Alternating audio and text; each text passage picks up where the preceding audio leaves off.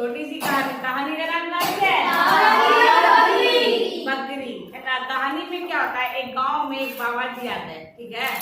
तो जब गांव में बाबा जी आते हैं, बाबा जी बहुत पहुंचे हुए हैं, बहुत बड़े संत हैं। तो गांव का एक परिवार उनका खूब खातिरदारी करता है, समझ गए ना। खूब खातिर करता है, खूब सेवा करता है, खूब खिलाता पिलाता है।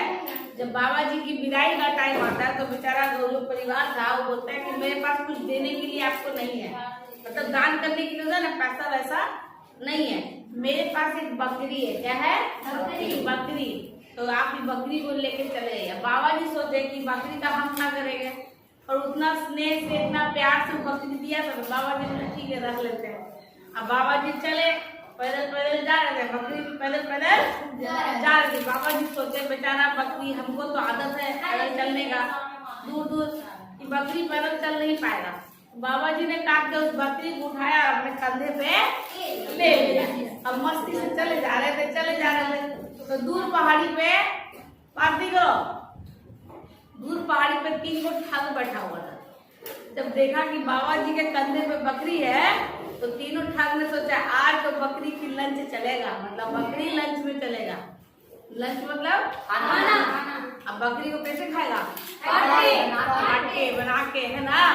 तो बोला कि ये बकरी कैसे ले, तो तीनों प्लान बनाए कि बाबा जी को बुर्बक बनाया जाए। तो तीनों 3 जगह छुप गया, ठीक है, 3 जगह छुप गया।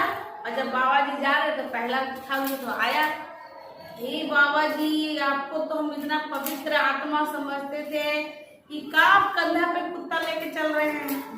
जब बोला बाबा जी को गुस्सा आया, बोला पागल होगा, दिखाई नहीं देता है कि तुमको कुत्ता दिख रहा है कि बकरी है बकरी। तो बेचारा ठग था, बड़ा बेचारा समूह बनाया। तो बोला देखिए बाबा जी हमको जो दिख रहा है हम बोल दिए, आपको मानना है मानिए, नहीं मानना है तो नहीं मानिए, हम तो चले बोल दिया। बाबा जी को बड़ा गुस्सा आ रहा है, गधा अंधा कोई दिखाई नहीं देता है, बकरी को कुत्ता बोल रहा है। थोड़ा दूर चले, अब दूसरा ठग निकला, वही बोला हाय बाबा जी क्या पाप कर रहे हैं आप, ये मरा हुआ बछड़ा कंधा पे काहे रख ले है। बाबा जी उठे को अरे गधा तुमको दिखाई नहीं दे रहा, ये बछड़ा है, ये बकरी है बकरी, समझे तुमको दिया क्या। बाबा जी आप इतने पवित्र आत्मा यही सब काम करते हैं, अब हमको जो दिखाई दे रहा है बोल दिए, बाकी आपको मानना है चाहे ना माने, है ना। तो भी बोल के चला गया। अब बाबा जी को भून कर रहे, गुस्सा भी आ रहा है बाबा जी को। अब थोड़ा दूर और चले, अब तीसरा ठग निकला।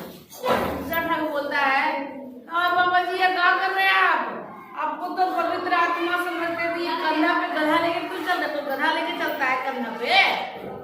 बाबा जी का दिमाग ठंडा, बोले कि हो क्या रहा है, वो किसी को कुत्ता दिखाई देता है, किसी को बछड़ा दिखाई देता है, ये बोल रहा है कि गधा दिखाई दे रहा है, ये कोई बकरी है, कोई भूत तो नहीं रहा है। बाबा जी को लगा गुस्सा, बकरी को दिए पटक बकरी को दिए पटक, और छोड़ो यार आदमी कौन है, भूत वैसे का भागो अपना। बाबा जी अपना चले गए। अब तीनों ठग एक साथ निकला, बकरी को उठाया, लंच उनका चला। कहानी तो खत्म हो गई। कहानी हमें सिखाती है कि देखो ऐसा ना दूसरों की बातों में रहोगे ना, जो तुम चाहते हो वो कभी कर नहीं पाओ। दूसरे आपको उल्टे पुल्टे सलाह देंगे, जरूरी थोड़ी कि सही सलाह दे। तो अगर अपना जीवन चलाना या अपना कोई लक्ष्य बनाए हो तो अपने हिसाब से सोचो कि उस लक्ष्य को पाने के लिए हम क्या करना पड़ेगा।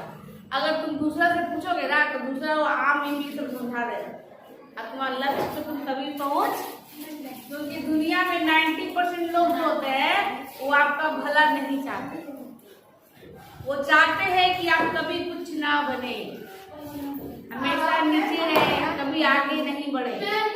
तो दुनिया से अगर पूछोगे तो तुम्हें कभी कोई अच्छी सलाह नहीं मिलेगी। अच्छी सलाह आपके कौन दे सकते हैं? आपके माता पिता, वो आपका बुरा नहीं चाहते, लेकिन हाँ जरूरी नहीं है कि वो हमेशा वो आपके हिसाब से सही सलाह दे, लेकिन माता पिता 100% हमको लगता है कि वो सही सलाह ही देते हैं, ठीक है। लेकिन बाकी किसी का मत सुनना।